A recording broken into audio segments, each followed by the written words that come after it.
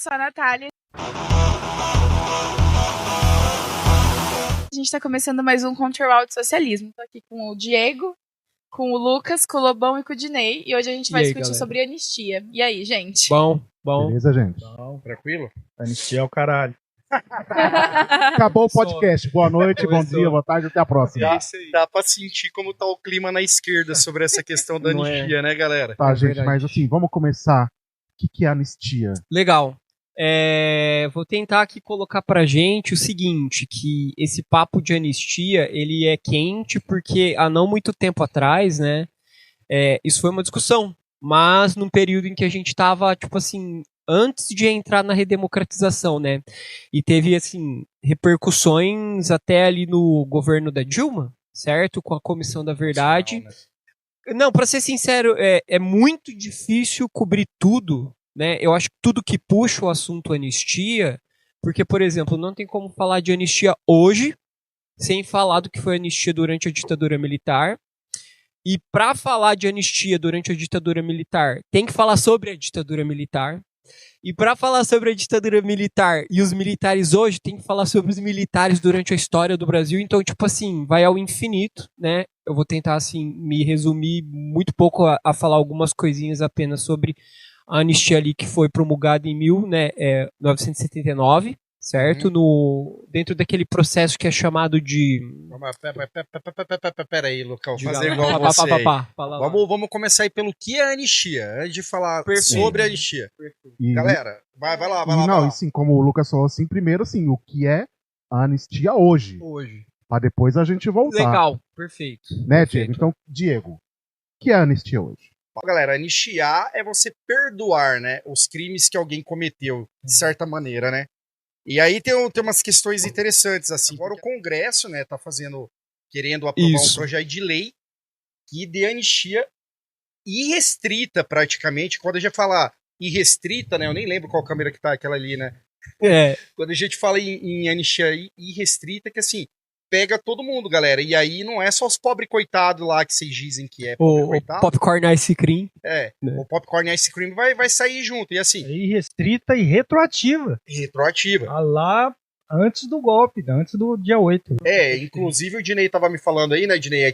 Um artigo que o Dinei leu, depois a gente coloca aqui na tela, sobre aquele deputado do PL, né, Dinei? O que ele tava explicando lá sobre as questões técnicas lá? O que ele tava falando, primeiro que ele foi o único do PL que se recusou a assinar, né? E ele foi muito bem ponderado nas observações dele e disse que um dos principais pontos pelos quais ele não assinou é que o projeto ele não distingue a pessoa que pintou uma estátua com esmalte dos mandantes intelectuais, de quem financiou, de quem falou que ia cortar a cabeça do Alexandre de Moraes, inclusive ter impactos em questão eleitoreira, que é pega o Bolsonaro, né? Só fazer um parênteses, tá ligado? Tipo assim, pra falar o que eu realmente acho no fundo, os caras estão tentando criar um precedente jurídico pra depois livrar o Bolsonaro. Não, acabou. Claro. Acabou, mano. Acabou. Claro. Sabe? Não, tudo bem. Mas é muito isso que o Dinei falou. Eles não fazem essa distinção porque é uma forma de você pegar uma imagem de uma pessoa que você se identifica. Porque, por exemplo, uma senhora que se diz uma senhora de idade que não estava fazendo, ela só foi lá pra defender a democracia. Na visão dela, né? Do que eles dizem que é democracia, né?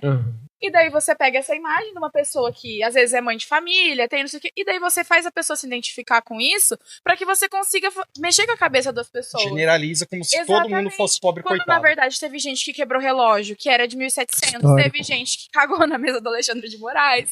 Mas isso foi massa. São coisas que são assim, gente, coisas históricas que fazem parte da história do país. É patrimônio, né? Sim. Exatamente. E é uma desvalorização do patrimônio que, assim, chega a ser bizarro, porque tudo isso faz parte do acervo e conta a história de um país. E a primeira coisa que a ditadura faz quando ela se instaura é destruir o patrimônio, porque isso destrói a história das pessoas. Então, é muito isso, sabe? Então, você tentar generalizar para que as pessoas olhem com outro olhar, é, na verdade, fazer isso para que você passe pano para quem desenvolveu isso, por trás para quem financiou. Foi exatamente o que o Dinei falou, né? Então, porque a gente não pode esquecer de uma coisa, né? Tem que deixar isso bem claro, galera. Mas não foi golpe. Pessoal, todo mundo que tava nas frentes do QG no Brasil inteiro, dos quartéis generais, estavam com faixa dizendo intervenção militar, estavam com faixa pedindo prisão de juízes do STF, tinha pessoas que estavam defendendo ignorar as eleições. Todo mundo que tava lá via essas faixas e vai dizer que não sabia, cara. Vocês não são religiosos? Não tem aquela frase lá, diga-me com que tu andas e te direi quem és? Pô, galera, não tem como ignorar que foi uma tentativa. Agora, o que a gente vai discutir aqui depois, que o Lucas fizer essa questão de introdução e tal, é separar o joio do trigo. A esquerda tá começando, sim, a pensar, né, a gente, em relação que tem que ter essa divisão, uma dosimetria melhor das penas para quem não estava no planejamento, mas a gente vai ter que dar mais foco daí, a quem tá no planejamento. E antes, só para encerrar e aí outra pessoa poder assumir, sei, né, o pessoal da direita, e com todo respeito às famílias, né, e tal, de quem tá preso e tudo mais, mas ficou preso, galera, na época da ditadura militar. Se você era de esquerda e fazia o que você fez, o que vocês fizeram no 8 do 1, era morto, torturado, entendeu? Então, assim, o critério que vocês falam de que tá tendo uma ditadura no país, né, se tivesse tendo uma ditadura de fato, mano, isso é muito bosta. Leve, como vocês falam que foi a brasileira, tinha pelo menos ali uns 600 mortos, uns torturados, e não teve nenhum. Pra começar, a invasão já tinha sido um massacre. Com certeza. Não é? Né, mas a polícia ajudou, né, Lobão? Então, aí como que faz, né? Se fosse uma ditadura, como eles dizem, aquele golpe ali teria sido um massacre, uma carnificina. Eu acho engraçado o conceito de ditadura deles, onde você pode invadir o Palácio do Planalto, fazer o que você quiser e ninguém vai te agredir, ninguém te leva pra um programa de tortura, ninguém te tira da sua casa. Deixa eu só falar que eu vi uma imagem de um cara até do período de dezembro ali, um acampamento desses que você falou em frente aos quartéis, os caras comemorando e o cara filmando ele mesmo e dizendo: ele decretou estado de sítio, gente. Comemorando o estado de sítio, que nem tinha sido decretado nem nada, mas como se o Bolsonaro tivesse decretado o estado de sítio se fosse uma coisa maravilhosa. Então eles estavam cientes que era para ter um golpe, óbvio. Entendeu? E aí a gente pode até sim discutir essa questão da anistia, que é dar esse perdão ou reduzir as penas para a massa de manobra que estava ali, mas volto a falar, a gente não pode esquecer que teve cara que planejou explodir caminhão de combustível em Brasília. Teve desmobilização, assim, de atentado. Entendeu? Teve aquela questão de tentar invadir a sede da Polícia Federal, vocês lembram? Colocando a galera fechando viatura da PF e da PRF, deram um tiro nas viaturas naquela época, que eles foram desmobilizar os focos de bloqueio. Isso a gente não pode esquecer. Eles fazem meio que um recorte só do que foi leve e esquece de tudo que tá atrás, né? Eu até queria falar um negócio aqui, tipo assim, o que eu tiro, na verdade, como professor de história, eu tiro isso de quase toda disciplina que a gente se discute dentro da sala de aula, e eu sempre gosto de fazer essa provocação, eu falo assim, né, chego pros alunos e pergunto, mano, pra que serve história, né?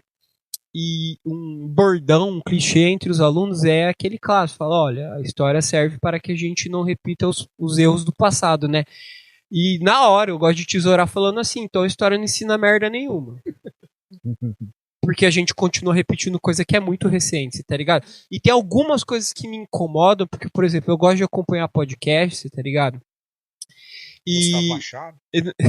Entre outros. Nossa, eu pago um preço tão alto por isso, tá ligado? Aqui com o Diego, velho. Mas enfim. Eu vi aquele episódio lá que eu nem vou mencionar assim, mas é uma fala do Elias, né? Que ele tá trocando uma ideia, assim, dentro de um podcast que supostamente é mais à direita. E veio ali vamos dizer assim, dos entrevistadores, porque no fundo aquilo é uma entrevista, pelo amor de Deus, tá ligado? A galera faz com essa conversinha de tipo assim, então na mesa de bar bebendo, mas porra, mano, é uma mesa de bar ali na frente de todo mundo. Você falar merda ali, dependendo do nível de merda que você fala, você vai ser algemado, você tá ligado? Enfim. Ninguém vai falar sobre Israel. E uma pergunta, e por que eu vou falar isso? Porque eu acho que essa é uma pergunta que tá muito conectada com essa ignorância, né? Com essa falha que a história, que é ensinada, tem de resolver certos problemas, tá ligado? Que a galera, assim, a direita decidiu, você tá ligado? Denunciar o Supremo Tribunal Federal, você tá ligado? E beleza, massa, ok, você tá ligado? Só que eu gosto de colocar isso em perspectiva histórica, por quê? Porque, tipo assim, velho, o Supremo Tribunal Federal, ele é uma instituição que, tipo assim, desde o começo, você tá ligado? Tipo assim, daquilo que a gente chama de Brasil, como a gente entende. Mano, durante ali a ditadura do Estado Novo, você tá ligado? Tipo, esse órgão foi condescendente com, tipo assim, você não pode ter um partido comunista. Não pode, tipo assim, tá fora do jogo, velho. Você tá ligado? Durante as greves ali, tipo, entre 1970 e 1980. Mano, várias desmobilizações, assim, que, tipo assim, sabe? É muita perda pra esquerda. E eu acho que a gente tá tão acostumado com essas perdas, no sentido meio que autoritário mesmo. E é engraçado porque, de repente, o cidadão de direita conheceu o STF, tomou consciência do STF. Que ele é político, o que ele sempre Isso, foi. tipo assim, nossa, você tá ligado? E tipo assim, quando o Alexandre de Moraes, que era um cara durante a gestão, tipo, do Geraldo Alckmin como governador lá de São Paulo, tava, tipo, descendo o cacete, tipo, dentro de intervenção na favela. Na ocupação do Pinheiro. Isso, você tá ligado? Porque, tipo assim, a galera, tipo, coloca o Alexandre de Moraes como se ele fosse, tipo assim, mano, Lula e Alexandre de Moraes fazendo sexo, você tá ligado? Assim, você entendeu? Alexandre, né? Michel Temer. Porra. O Temer, tipo assim, o Conde Drácula da direita, você tá ligado? Nomeou o cara lá e de repente ele é um ator da esquerda. Nunca! Me permite um Por parênteses favor, aí. à vontade. A galera que vai começar a falar, não, o Temer é de esquerda por causa da Dilma. Lê agora aí as matérias de quem que tava articulando, como o Lucas Bota no bem quadro, lembrou. bota no quadro Vou aí. colocar aqui, Bota o no Temer quadro. articulando uma frente ampla de direita. Esse é o cara que vocês falam que é comunista? Tipo isso, Ah, velho. pelo amor de Deus. Tipo mas assim, desculpa, Lucas. articulando os 4 cavaleiros do apocalipse da direita extrema hoje, que tipo assim, o Caiado, o Ratinho Júnior e o Zema e o Tarcísio. Mas enfim, você tá ligado? Então, assim, eu sinto que eu tenho que ter muita paciência mesmo, tipo assim, com a galera de direita que vai começar a falar do STF, você tá ligado? Porque não certo, é ambíguo, assim, porque sim, tem que observar esses caras, você tá ligado? Mas nós tá gritando isso faz tanto tempo e, tipo assim, agora que, né, a diva Bolsonaro, você tá ligado, tá com o cu na reta, de repente isso virou um problema de nação, de Estado nacional, assim, virou uma ditadura. Achei engraçado que a galera não lembra quando o STF mudou o entendimento de que antes, pra ser preso, você teria que passar por todas as instâncias, né, de recursos. Mudou pra segunda ali, o Lula foi preso e tipo assim, eu lavo minhas mãos, você tá ligado? A gente falava que o STF agia politicamente, né, cara? E, de certa forma, a gente tem que ser muito ingênuo se achar que o direito não atua politicamente, que ele é eminentemente técnico. Isso, Não existe, não é. Tá? Então, assim, ninguém aqui também tá endeusando o Alexandre de Moraes. Não. No caso da esquerda, né, nesse momento, é que sim, isso vai ficar comprovado pela história, não vai ter como. Houve uma tentativa de golpe. Sim. E no momento que a gente está fazendo é entendendo que na defesa do Estado Democrático, e olha que é o Estado Democrático burguês, o STF está fazendo uma atuação de segurar as pontas disso, né? Mas ninguém aqui tá falando que ele é perfeito ou que o juiz não comete corrupção. Nada do fato. Né? Não, eu acho louco porque, por exemplo, assim, agora eu vou falar como eu explico, né, na minha cabeça, a atuação do STF dentro de uma perspectiva de defender a democracia, você tá ligado? É um órgão reativo, porque ele é um órgão, tipo assim, eu acho que não é à toa que a população não conhece. Você entendeu? Primeiramente que ele tem que ser provocado, né? Esse é o lance. E eu acho que o STF ter virado um protagonista político é por conta de uma reação, você tá ligado? A uma sanha fascista. Você tá ligado? Que teve nos últimos anos, assim. Mas na verdade, depois eu aconselho que vocês pesquisem aí, né, pra não ficar muito... Isso. Muito sempre, denso, né? Sempre. Sobre a questão do ativismo judicial. O judiciário, questão de décadas, assim, tá vindo buscando um protagonismo entre os poderes, né? Uhum. E tem críticas sobre isso, né? Uhum. Mas tem que ser algo que a gente tem que estudar e falar muito bem, entender muito bem antes de sair falando. Não, com certeza, com certeza. Mas, de fato, ele do último tempo pra cá, você vê isso na própria Lava Jato. Isso. Um protagonismo que não cabe sempre ao judiciário. Por exemplo, um juiz agir como herói. Quando, na verdade, ele deveria ter imparcialidade. Só que o pessoal reclama do Alexandre de Moraes, que tá assumindo esse papel agora, mas não reclama do Moro naquela época. Tipo isso. Entendeu? Tipo então, isso. É esse jogo de dois pesos, duas medidas que a gente tem que ver. A esquerda, ela não ignora que a gente tá tendo um sobressalto, né, uma participação maior do judiciário. Só que no nosso caso, houve um atentado tremendo ao Estado Democrático de Direito, Sim. que é algo que é uma das defesas que a Constituição faz e que o STF zela pela Constituição. Ela garante o Estado Democrático de Direito, e um ataque a isso é um ataque à República como fundamento. Sim. Né? É uma República Democrática. Sim. E é por isso que está tendo a situação. Uhum. No caso da Lava Jato lá, você teve uma mídia em cima, né? Um show midiático, né? Teve. E então, se a gente for buscar as causas e consequências, aí já vai ter que voltar lá para estudar como que o judiciário pegou esse papel. E aí começar a acusar historicamente os responsáveis por essa saída da coleira, vamos dizer assim. Mas deixa eu direcionar um pouco aí. Vocês que são historiadores, né? Eu e o Dinei estamos em minoria aqui, né? Eu sou graduado de Direito, Dinei Letras, Música, ufólogo, sindicalista, pô.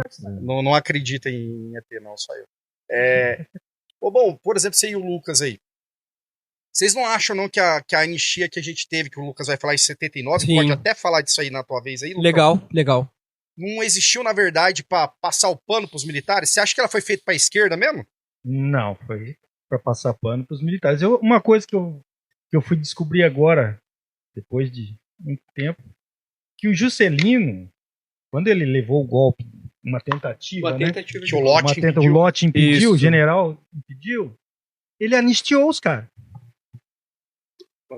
Você sabia dessa? Não. Ele anistiou os caras que deram o golpe. Ele anistiou, foram 3 ou 4 tentativas. Não foi uma só. Não, foi mais de uma. Porque foi pelo... de impedir ele de assumir. Primeiro foi, na verdade, assim, o golpe que tentaram dar no Getúlio Vargas, só que com o suicídio dele ele consegue jogar um balde de água, assim, a opinião pública ficou muito do lado dele, né?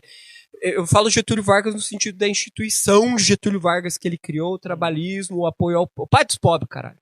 E mãe dos ricos, né? A gente fala pouco sobre isso, mas enfim. E sim, o que o Lobão tá falando é verdade, porque aí depois veio o Juscelino Kubitschek, né? E o Café Filho, certo? Que ele assume, ele teve uma posição conivente ali com quem tentou dar o golpe lá no Getúlio Vargas, aí ele se abstém, e depois o presidente da Câmara, né? Ele assume, também tenta, enfim. Então, histórico. E ele não. Ao anistiar os caras que tentaram impedir a posse dele, impedir o governo dele, o Juscelino, ele criou as cobras que foram em 64 e deram um golpe. Cria corvos, né? E isso serve pra gente ver hoje. Anistiar esse galera agora. Você anistia um Bolsonaro agora. Sim. Anistia ele pra você ver. Fazer uma pergunta pra vocês. A implantação de uma ditadura no Brasil em muito pouco tempo. Não, perdão a interrupção, mas deixa eu ver de boa, Nath.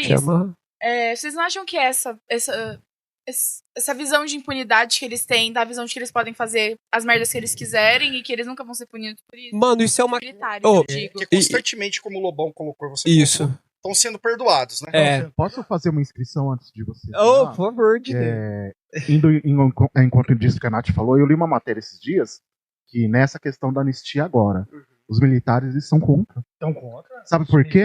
Porque, segundo eles, isso incentiva a quebra de disciplina. A baderna dentro da caserna, então, assim, né? a galera fica falando assim que vai pacificar a nação, mano. Isso não é pauta, isso não é pauta nacional. Isso é só pauta pro nicho, nem os militares estão de acordo. Agora, a população brasileira, segundo pesquisas, é contra a anistia. Lembremos disso.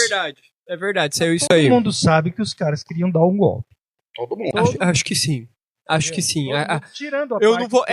Eles sabem, negam porque sabem que vão ser presos. Eu não vou falar que isso é ponto pacífico, porque a gente sempre tem que separar a briga política que se faz nos bastidores da, vamos dizer assim, da briga narrativa que se faz na frente, né?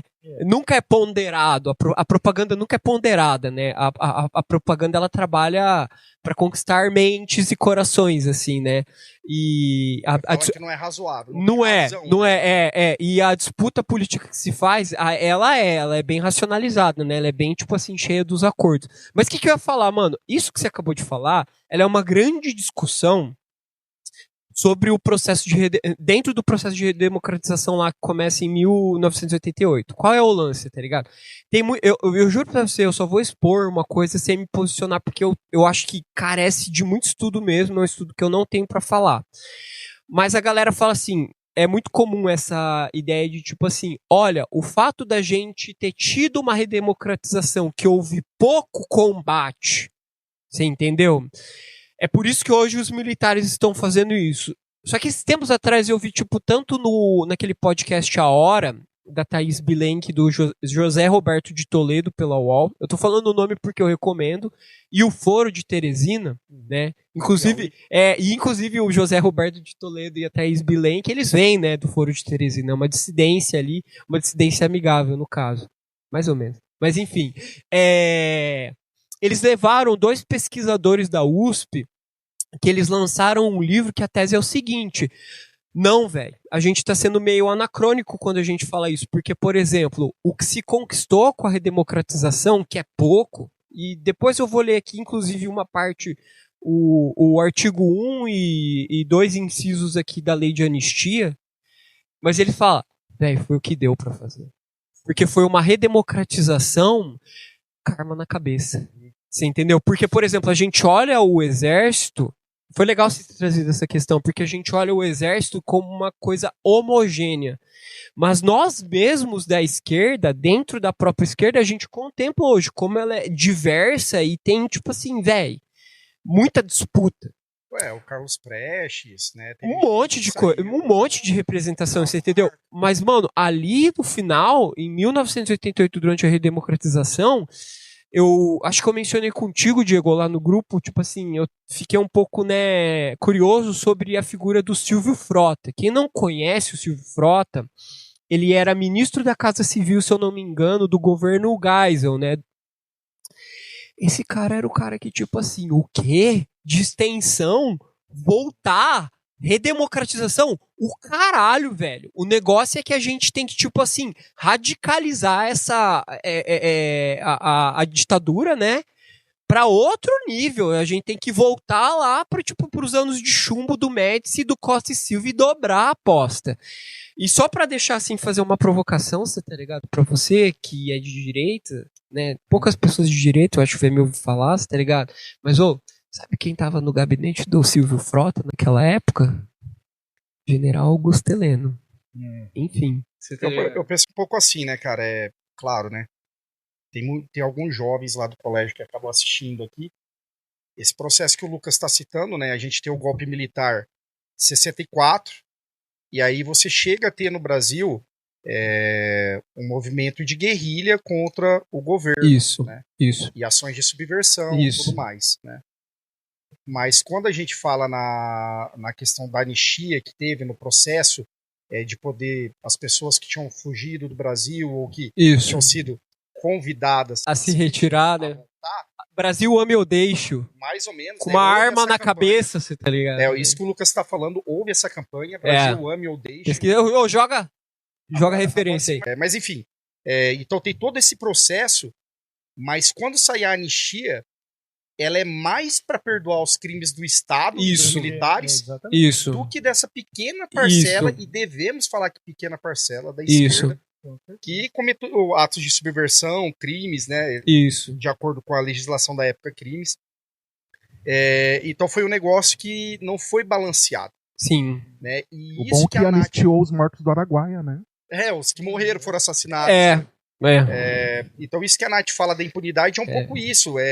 Toda vez que vem no Brasil alguma coisa pra você acertar a história, na verdade, para privilegiar os agentes. Mano, simplesmente. Se eu puder continuar a fala do Diego, eu vou. Aí então começar, eu vou fazer a leitura do primeiro parágrafo e eu vou fazer os 2 incisos, porque eu acho que, tipo assim, dá pra falar muito de hoje baseado nisso daqui. Então, aqui, nós temos, né, a lei de anistia, lei número 6.683/79, né?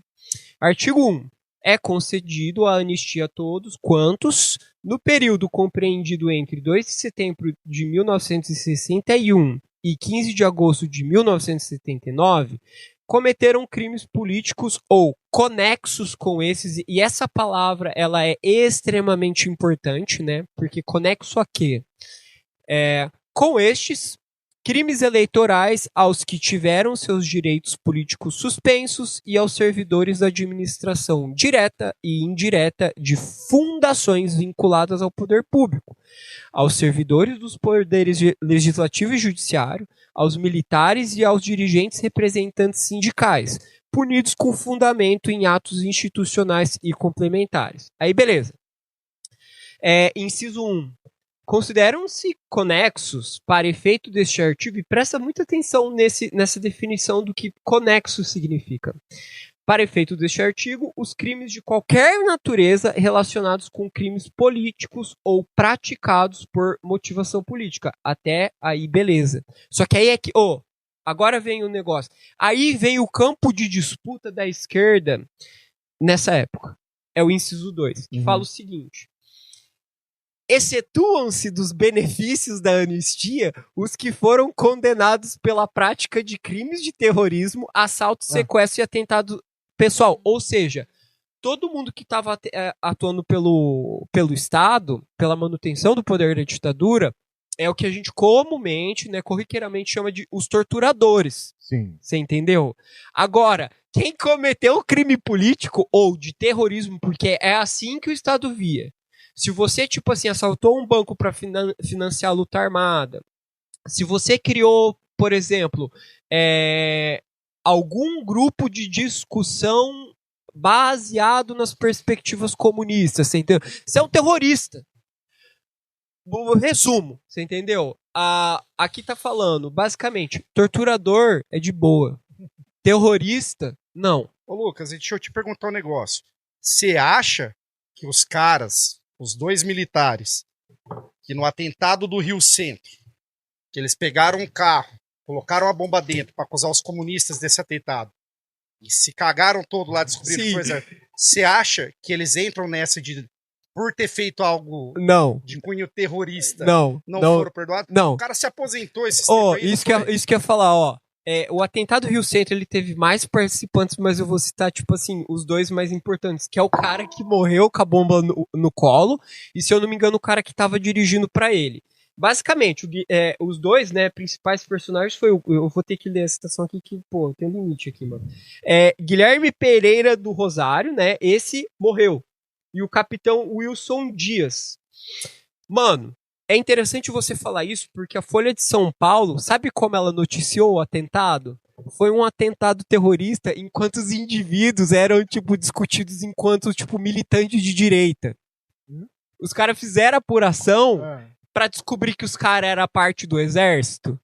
E esses caras, eu tô falando que é a galera que tava na ala, assim, mais radicalizada ao lado, tipo, do Silvio Frota. Você entendeu? Então, o que eu tô querendo dizer com isso é o seguinte, e o que o Diego falou.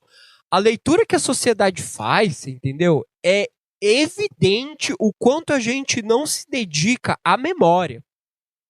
O quanto a gente distorce a memória e quanto as classes políticas distorcem a memória para ganhar mentes e corações, você entendeu? Para, tipo assim, adquirir capital político. Porque esses caras, eles não só foram julgados, como que nem o Diego falou, o Wilson Dias, né, foi prescrito, né, porque o STM, que é o tribunal que julga os militares, certo?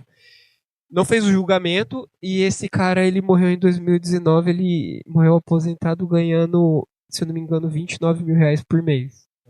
Tá bom pra vocês? E aí vamos lembrar... Tá bom pra vocês? Vamos lembrar de uma questão importante também? Vamos lembrar que tem que falar, né? O Bolsonaro chegou a detalhar para a Veja lá, para uma, não lembro se já era Veja já o nome, mas um plano terrorista para destruir adutoras do Rio de Janeiro, acusar os comunistas, sabe para quê? Para aumentar o salário dos militares. Isso. Então assim, um planejamento terrorista também. E pôde aí disputar, virar deputado, pôde virar presidente. Exato. Entendeu? E os caras ficam enchendo o saco da Dilma falando que a Dilma era terrorismo. Mano, o cara de vocês queria criar um atentado terrorista para aumentar o salário dele. Um cara que sempre, o próprio exército tem declaração falando que o cara era um... Ele chegou a ser processado pelo STM em função do artigo, deixa eu ver o nome, 149 do Código Penal Militar, só que aí que tá. Eles simplesmente deixaram o processo, tipo assim, correr a modo de que ele pudesse caducar. Aí ele foi prescrito. Então, eu acho... Assim, mano, aí que tá. Aí a gente entra na discussão sobre o corporativismo do STM, né? Alguém... Explica o que é o STM. Você não gostaria de fazer a explicação, você que é o nosso jurista oficial? Mas é só que é o Superior Tribunal Militar, né? Os Perfeito. militares tem uma ala judiciária, tem um judiciário deles. Isso, é como se eles tivessem um STF deles. Né? E é interessante porque, por exemplo, o último caso que chegou dentro da mídia, eu também vou fazer a leitura desse caso, porque ele eu acho que todo mundo vai ler. Não acho que todo mundo, desculpa, vou voltar atrás, dar um passo atrás. Não acho que todo mundo vai lembrar, mas eu sei que saiu na mídia, você entendeu? Esse é o lance. Foi o caso de um músico. Ele tava de carro, você tá ligado? E 83 tiros. 253 tiros. É só pra chamar atenção. É só pra parar o cara pra pedir a carteira de motorista, você tá ligado? Tipo assim, 253 tiros, você entendeu?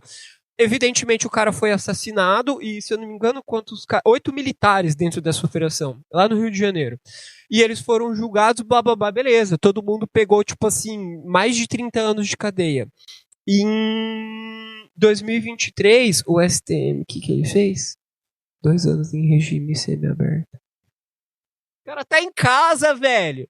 Os caras assassinaram com 253 tiros, tipo, o cara que tava com a família dele, ninguém mais morreu da família, por, sei lá, um milagre. Você entendeu? E o STM fala, tipo...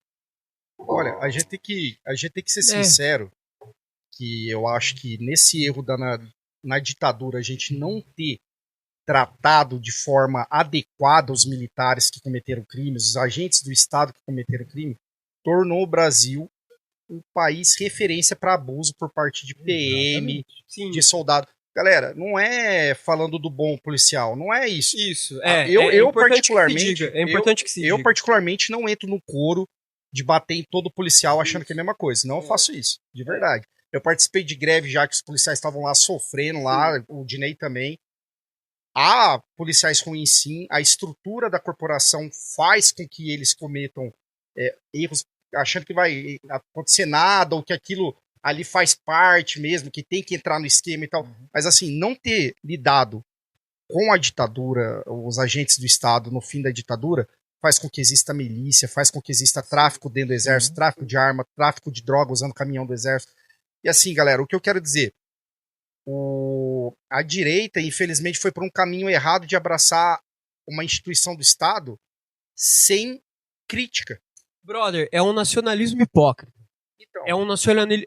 Eu acho que é o caso, tipo assim, do que o Elias tá tentando trazer, você tá ligado? Que, tipo assim, eu vou generalizar e eu vou correr um risco aqui, mas eu vou correr o risco mesmo. Então que se foda, tá ligado? Que, tipo assim, a direita, ela é nacionalista? Essa é a pergunta, né, que ele tenta responder assim, você tá ligado?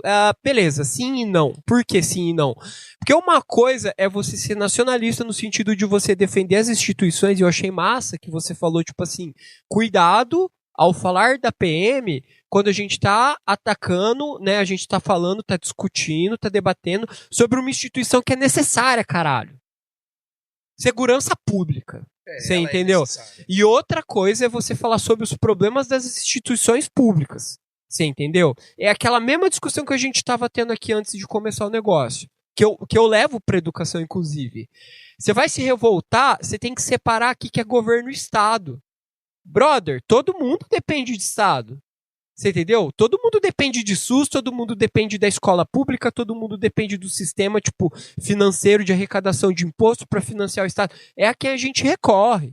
Você entendeu? Agora, denunciar o governo é outra coisa. Você entendeu? Mas ô Lucas, eu queria só fazer o fecho do seguinte.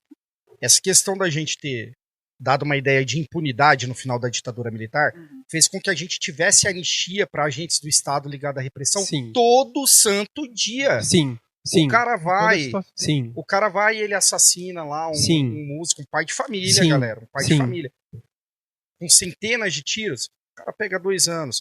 O cara vai, ele forma uma milícia no Rio, cara, que tá concorrendo com o tráfico. Sim. Os Bolsonaro vão lá e elogiam o miliciano.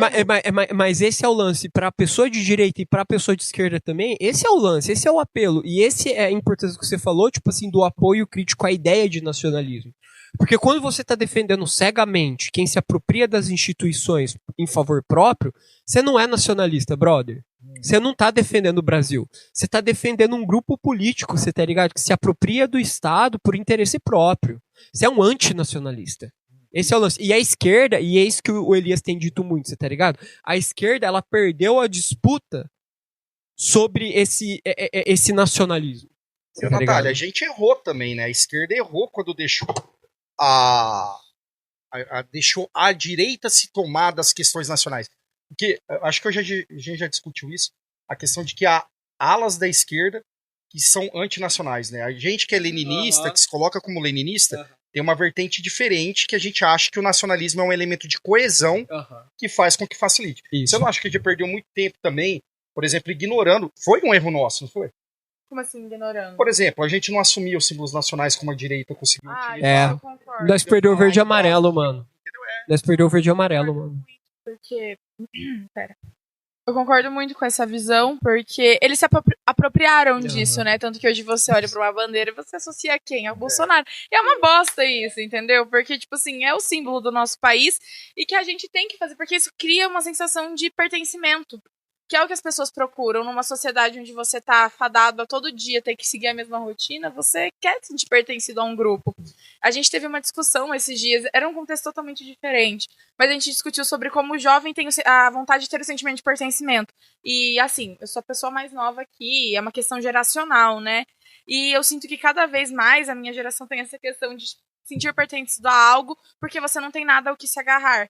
Então, a direita construir esse símbolo de nação, terem conseguido se apropriar disso, faz com que as pessoas olhem pro lado deles e fazem com que elas não tenham vontade de discutir. Porque você se sente pertencido a um grupo, porque você... Assim, o jovem sente essa necessidade. Existem muitos textos que falam sobre isso, sobre a necessidade de sentir pertencimento, de fazer parte de uma cultura, de fazer parte de algo, sabe? E não sei se respondeu a sua pergunta, mas é um Não, respondeu disso. E eu entendi. Porque, por exemplo, você pega lá grupos que antes são, de certa maneira, ignorados pela sociedade, os idosos. Não sei se o Lobão vai concordar, mas veja só, Lobão. Você tinha lá uma galera, uma parcela da sociedade que era ignorada, o tido como improdutivo e tudo mais. Você tinha católicos e evangélicos brigando, você tinha cara brigando por time de futebol. E surge um elemento de coesão que elimina essas brigas, esse esquecimento dos grupos sociais como os idosos, unifica todos eles, que é o quê? A bandeira do Brasil, o Brasil, a camisa da seleção. O idoso lá, que geralmente não era incluído em conversas e tudo mais, vira quase um ator principal ao falar, na minha época a ditadura era boa. Eu gosto bastante desse argumento, porque ele parte dessa ideia, tipo assim, do isolamento das pessoas dentro da dinâmica até capitalista, vamos dizer assim, do dia a dia. Porque ali era um grupo, mano, era um rolê. Eu gosto de ver desse jeito, você entendeu? Os caras ali no acampamento. Isso! Churrasquinho todo dia, pá. Guerra, eu morava ali do lado. Cara, ali era pra eles, era um point. Não é? De encontro disso.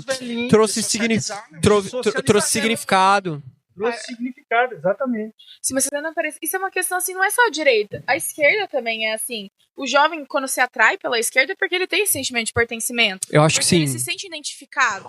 Só que, Nath, eu acho legal e eu acho que você poderia apontar isso muito bem pra gente, que esse processo tem se revertido, você não acha? Em que sentido? De que eu acho que, tipo assim, a militância da esquerda já não é mais tão atraente para o jovem que tá saindo da escola hoje. Eu concordo, mas isso é muito uma questão que eu tava falando antes. E a direita conseguiu se apropriar da internet, cara. Sim. E o jovem tá ali na internet. Quem tá exatamente batendo isso. Em cima do jovem? Se você analisar dentro do contexto do Brasil, exatamente isso que o Lobão falou, os grandes influencers que a gente tem, que é o que porque, gente, as pessoas elas não querem procurar sobre coisas sérias, elas não querem ler, elas querem ver a Virgínia que foi na CPI das Beths e ficou tirando foto com um deputado. Deixa eu tomar minha cerveja aqui.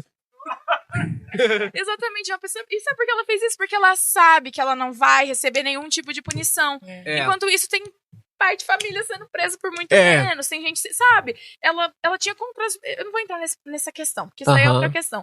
Mas as pessoas, elas consomem esse tipo de gente. Gente, ela é casada com o Zé Felipe. O Zé Felipe é filho de quem? Do Leonardo. O Leonardo, esses tempos atrás, teve escândalo de escravidão na fazenda dele. Então, assim. Ou é feio, Lobão? Lobão, é incrível, cara. É incrível, juro pra você, velho.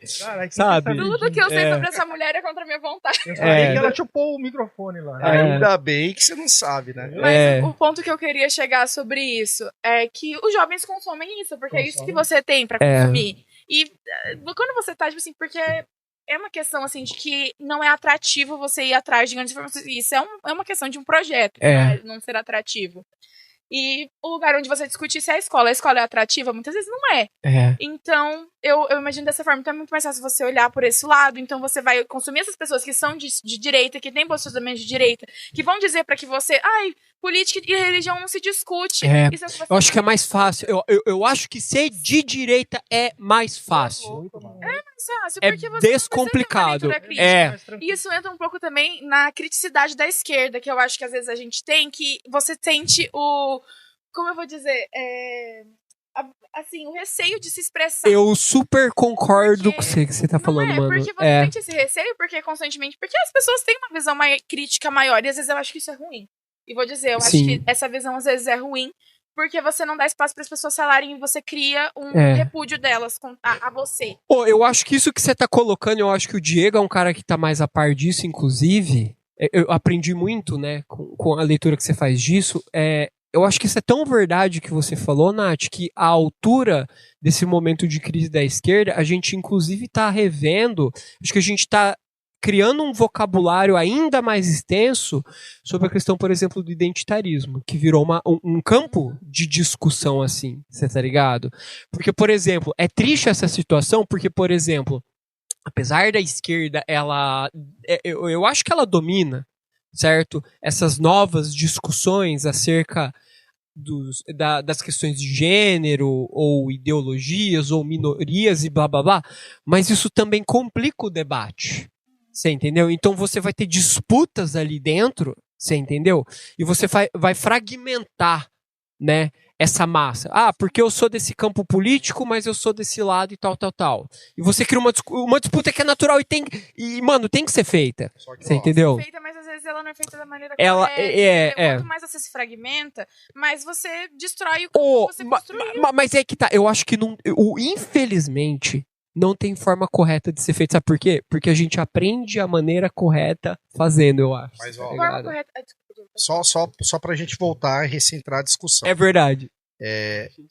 Mas eu vou dar um fecho nisso aí que vocês estavam falando pra gente voltar pra discussão. Ficou sério o bagulho agora, mano. É esse tipo de foco que a gente deu na esquerda que tirou a gente dos grandes debates públicos, como a questão da anistia agora, como a questão da economia, como a questão do trabalho. A gente veio da década de 90 numa relativização tão grande da política e com medo de tocar o dedo nas feridas e falando assim, se a gente não falar sobre isso, a gente tá deixando de lado.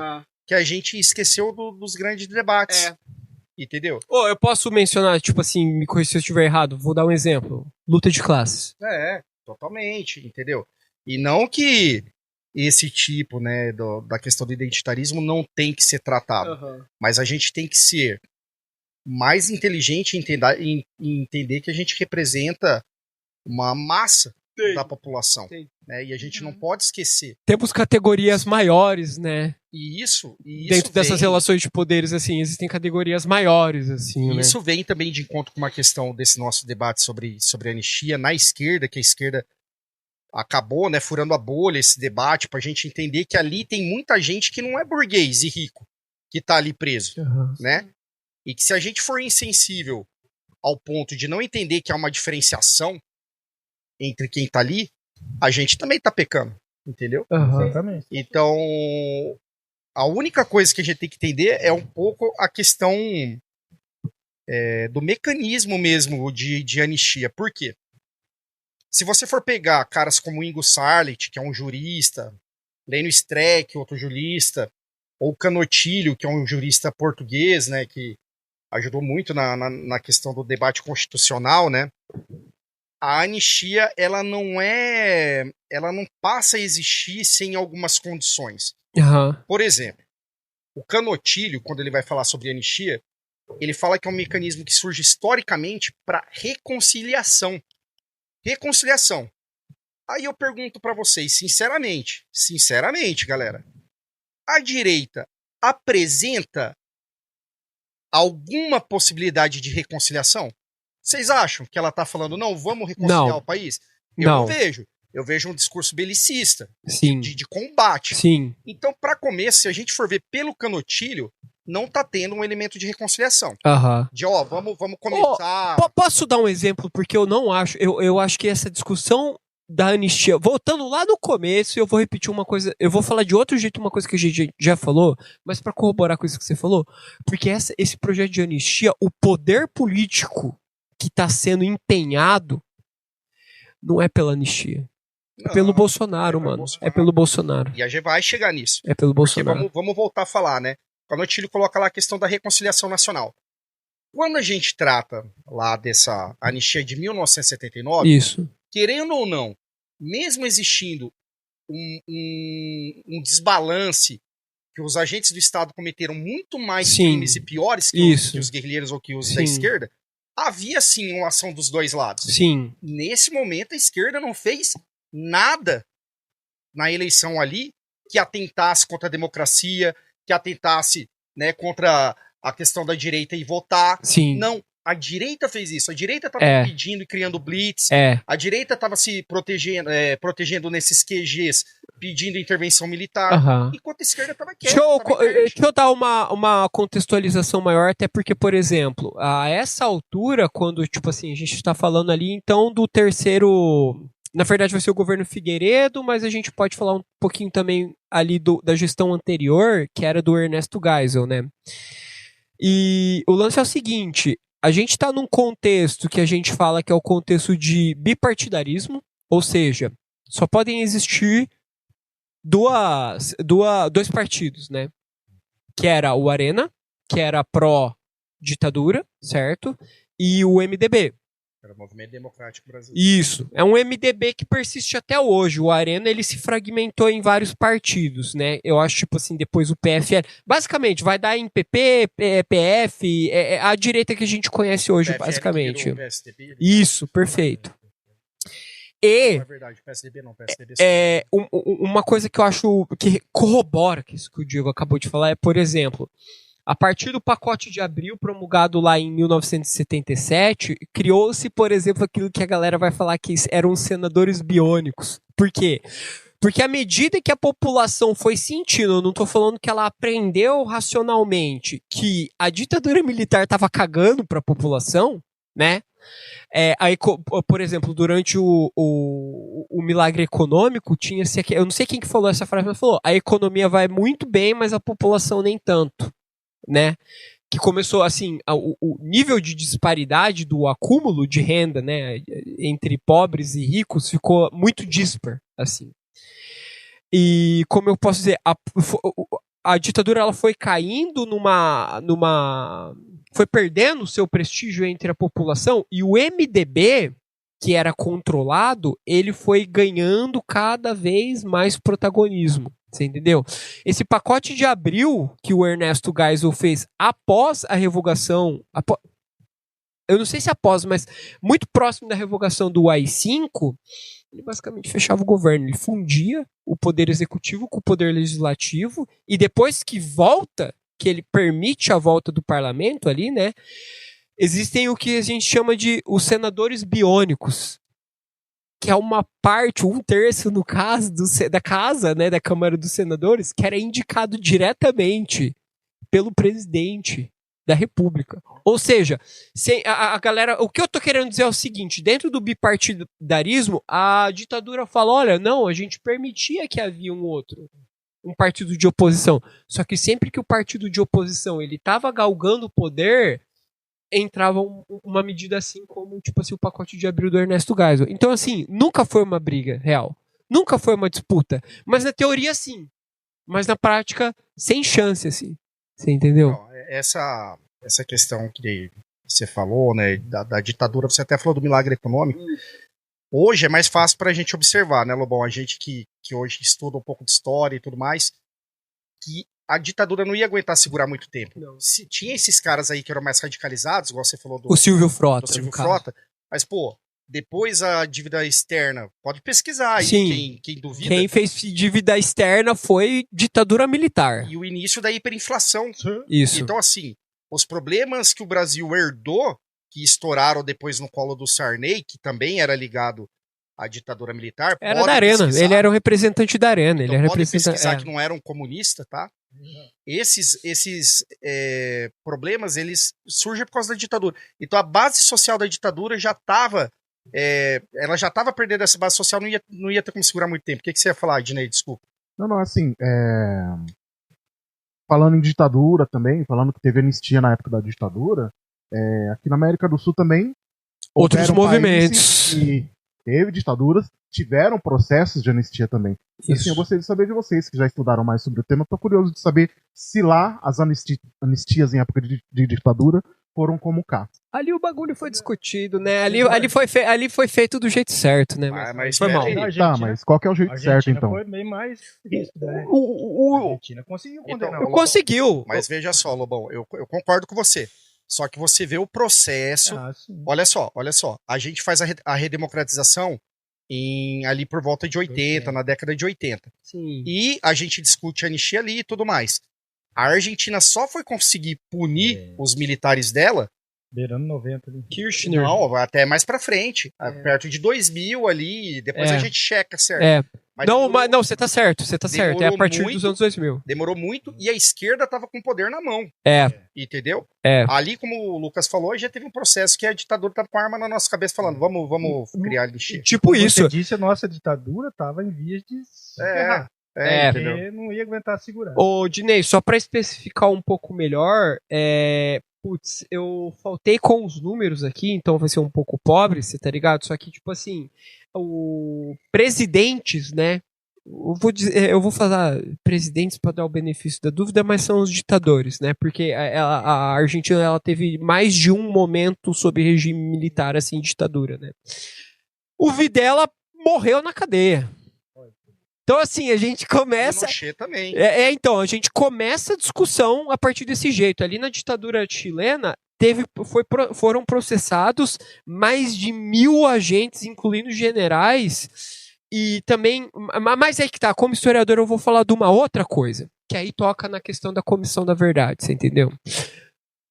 Comissão da Verdade, que inclusive tomou um revertério em 2010, com um monte de confirmação por parte do STF, tá? Que é ditatorial, que houveram várias confirmações em relação à lei da anistia como foi proposta em 1979, você entendeu? Então, tipo assim, repensa essa ideia de um STF que é mais à esquerda. O Aires Brito chegou a defender. Mano, os caras acabou, os caras enterrou o processo, você entendeu? Da Comissão da Verdade. Mas rapidinho. O Chile e a Argentina, eles conquistaram uma espécie de estabilidade política que a gente não tem aqui, que é por conta do tratamento que se deu em relação à memória desse tempo. E é por isso que eu comecei esse podcast falando, se a história, o objetivo dela é ensinar com os erros do passado, ela não ensina bosta nenhuma, você entendeu? Eu vou dar o caso do exemplo alemão, porque a Alemanha, ela se empenhou muito na memória do Holocausto. Ah, não, mas hoje a extrema-direita lá detém... Não, tudo bem. Mas ela trabalhou ativamente para criar espaços de memória. Museus, você entendeu? Galera, hoje a gente tem aqui, tipo assim, uma escola sem partidos. A gente tem esse tipo de movimento que tá, tipo assim, preocupada com o marxismo. Tá preocupada com Paulo Freire.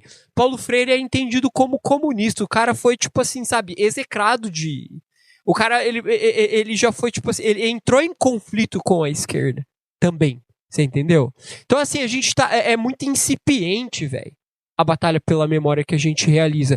E no caso, a ditadura... A ditadura não, perdão.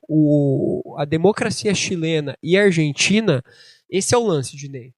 A galera foi condenada? Foi condenada, mas eu acho que o grande trunfo é a conquista da memória.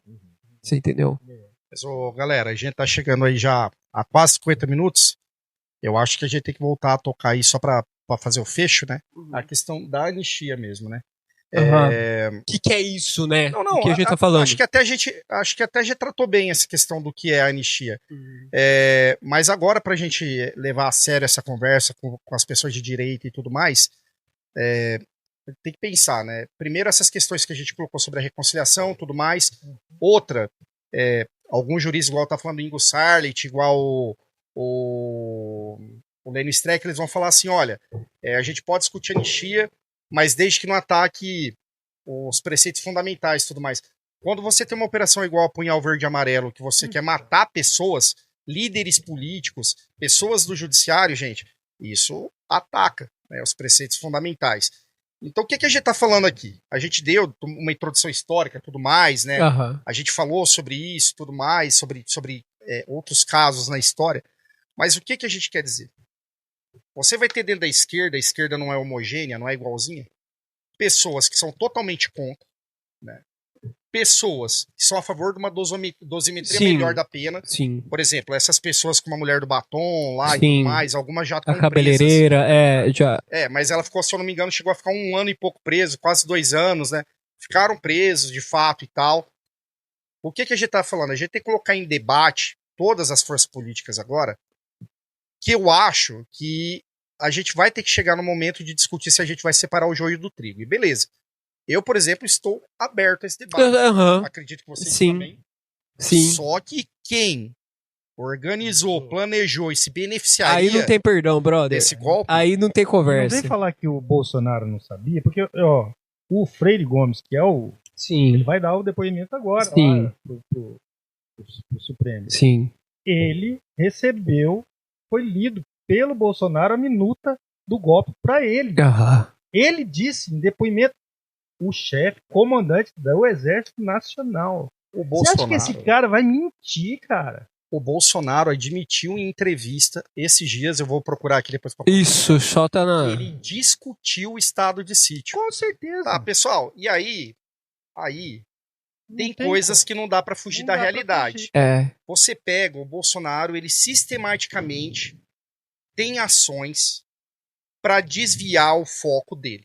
Você pega da família dele quando ele mexeu lá no COAF. O COAF, né? Tirou investigadores da tirou, questão do Rony ele tirou o chefe da... Ele remanejou o chefe... Foi quando ele colocou o Ramagem. Então... Ele substituiu, não lembro o nome do anterior. Foi quando ele colocou o cara do bolso dele pra tipo acabar. Tirou o Moro por causa disso. Exatamente. O que eu quero dizer é assim, a gente não pode ignorar a realidade. Ele tem essa prática. E agora vocês que aí estão defendendo a anistia, e tudo bem, defenda a anistia. Se você usa os populares, os ralé que estão lá, para defender a anistia, saiba que o Bolsonaro tá querendo se aproveitar deles para entrar no bolo. Exatamente. E aí vocês acham que isso aí é justo? Vocês acham que isso é uma atitude de um cara corajoso? De um cara que muito bolsonarista reclamou que ele não levou a cabo lá, supostamente. Não levou porque teve militar que falou que ia enquadrar porque ele. O Freire Gomes disse que ia prender ele se ele falasse isso na frente dele. Mas foi planejado, foi arquitetado, teve as ações de bloqueio nas rodovias, entendeu? Um combate sistêmico ali, a questão das eleições, de tentar e tudo mais. Vamos supor num ideal maravilhoso para a direita, Bolsonaro candidato novamente, não passa tudo anistiado. Ai, que tudo. Aí ele perde pro Lula de novo. Você acha que ele vai ficar aqui? Não, mano, não, porque os caras... então, isso que eu ia falar, ele segue, tipo... os dois caras, eles seguem, tipo assim, a tutoria do Steve Bannon, né, mano? A pira é, tipo assim, até nas últimas consequências. Mas é engraçado perceber que... Mano, eu acho que vai sair, eu acho que o cara vai ser preso porque, tipo assim, esse personalismo megalomaníaco do cara tá sendo um problema pra própria direita, né, mano? Com certeza. E geralmente assim, né, essas personalidades muito fortes, elas geralmente se centram em si mesmas e ignoram todo o aspecto político em volta. É esquizofrênico, mano. Eu acho que é um nível esquizofrênico, assim, de autocentramento, assim, sinceramente, sabe? Então eu não sei vocês, mas pra gente encerrando, eu acho que pra gente começar a falar em aplicar penas menores pra esse bolo e tudo mais, a gente tem que levar o debate a sério e não esse show que os deputados fazem lá, propondo um projeto de lei que vai perdoar até os crimes eleitorais do Bolsonaro. Isso que é foda, tá? Que vai perdoar os caras que estavam planejando assassinar autoridades, porque eu não vi ninguém defender a anistia do Adélio Bispo, não. Então, vamos falar sério, galera. É verdade. Pra gente debater isso, a gente tem que criar ali condições de punir quem arquitetou diminuir a pena de quem atuou de formas diferentes. É verdade. Não isso que está sendo discutido no Congresso. É isso, amém. Amém, irmão Diego. É isso aí, porra. É verdade. E assim, também convido a galera mais à direita, ou quem tem muito ranço aí do STF, dá uma olhadinha aí no histórico dos caras, você tá ligado? Tipo assim, quando o filho de juiz sai, tipo assim, com um pacote de cocaína, o cara sai fora no outro dia, enquanto outras pessoas, tipo assim, caem com baseadinho e é, tipo, imputado por tráfico, você tá ligado? Saiba que a gente tem essa treta verdade, com o STF também. Tirando nós, Faz muito tempo. Entendeu? Pode falar. Tem pouca gente comunista no Brasil. Tem pouco. Tem. E geralmente quando os comunistas tentam fazer alguma coisa como vocês tentaram no 8 do 1, toma no Nossa senhora! Tipo assim, guerrilha do Araguaia, sabe? Osso enterrado, você tá ligado? Os caras vai... Mano, vai ter que ser identificado pelo IML. Assim. E aí depois os caras falam, quem procura osso é cachorro. Né? E pisa assim, né? E você não vê a esquerda, eu pelo menos não vejo, posso estar enganado, falando da galera que tá lá e tipo, falar que se foda que morra. Mas, vou falar um negócio assim. Vai ser gostoso ver o Bolsonaro pegar uma cadeirinha aí, mano. Isso aí eu não abro mão, não. Eu queria muito ver ele chorar. Eu queria muito ver ele chorar. Infelizmente, assim, tá ligado? ele vai ficar de tornozeleira em casa, né? Por causa da idade, talvez. Acho que sim. Mas depende, né? O bom exemplo. Posso falar pra você? Se ele, tipo assim, chorar no dia que ele for entrar só pra... Já tá legal. Pra mim não basta, não. Mas isso fica pra outra discussão. É isso, né, gente? É isso. Daqui a pouco o Bolsonaro já vai também, né? Depois que ele postar aquela foto toda aberta. Mas vocês sabem do que eu tô falando, né? Enfim, graças a Deus, não vi, não. É isso, gente. Espero que vocês tenham gostado do podcast. Queremos saber a opinião de vocês também. Deixem aí o que vocês acham sobre anistia. Não só no contexto atual, né? Do que seria esse projeto de lei, mas no contexto geral do que vocês acham sobre o que aconteceu. Se vocês concordam com a gente, se discordam, não, né? Porque isso aqui é uma conversa numa mesa de bar e a gente quer que vocês se sintam pertencentes. Se eu fosse tentar chutar assim, eu acho que a galera ia se manifestar mais naquela conversa que a gente tava falando sobre identitarismo, essas paradas, você tá ligado? A gente faz um podcast sobre. Vamos, mano! Vamos! Eu acho que tem que ter, porque tem muita coisa pra falar, gente. Vamos, tem coisa. Fica aí, né, Nath? Quem quiser sugerir também. Um tema, né? Exatamente. Quem quiser sugerir temas, se vocês têm vontade de ouvir a gente discorrer sobre algo, é verdade. Mandem aí e sigam a gente nas redes sociais. E paguem cerveja pra gente poder beber aqui. Tchau. Por favor, gente. E é isso, tchau.